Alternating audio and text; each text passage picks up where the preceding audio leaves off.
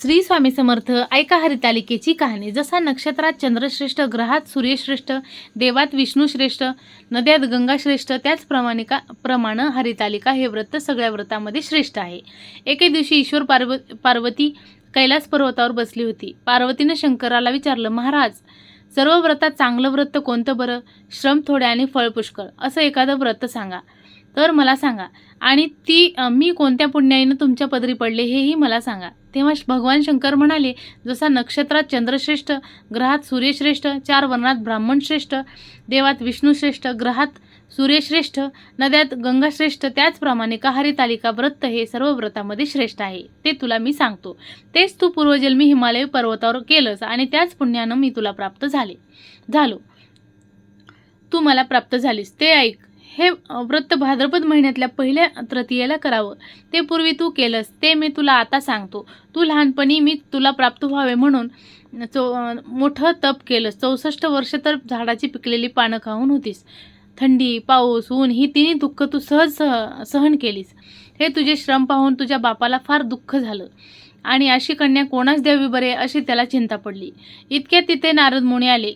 हिमालयाने त्यांची पूजा केली. येण्याचं कारण विचारलं तेव्हा नारद म्हणाले, तुझी कन्या उपवर झाली आहे, ती विष्णूला द्यावी असं मला वाटतं. तो तिच्या योग्य नवरा आहे. त्यांनीच मला तुझ्याकडे मागणी करण्यास पाठवलं होतं म्हणून इथं मी आलो आहे. हिमालयाला मोठा आनंद झाला. त्यानं ही गोष्ट कबूल केली. नंतर नारद तेथून निघून विष्णूकडे आले. त्यांना ही हकीकत कळविली व आपण निघून दुसरीकडे गेले. नारद गेल्यावर तुझ्या बापानं ती गोष्ट तुला सांगितली. ती गोष्ट तुला रुचली नाही, तुला आवडली नाही, तू रागवलीस. असं पाहून तुझ्या सखीनं रागवण्यामागचं कारण तुला विचारलं.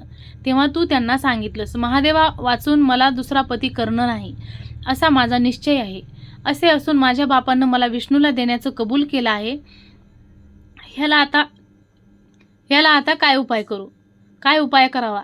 मग तुझ्या सखीनं एका घनघोर अरण्यात तुला नेलं.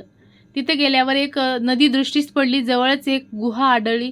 त्या गुहेत जाऊन तू उपवास केलास. तिथं माझी लिंग पार्वतीसह स्थापिलस. त्यांची पूजा केलीस. तो दिवस होता भाद्रपद शुद्ध तृतीयेचा होता. रात्री जागरण केलंस.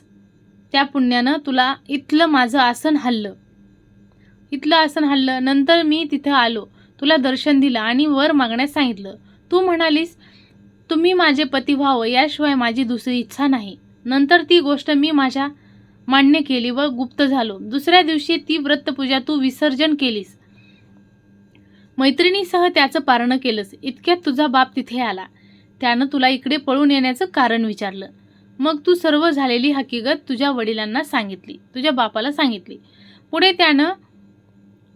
त्यानं तुला मागणं मलाच देण्याचं वचन घेतलं. तुला घरी घेऊन गेला. मग काही दिवसांनी चांगला मुहूर्त पाहून आपण अर्पण केली. अशी या व्रतांची कहाणी. संपूर्ण हरितालिका व्रत कसे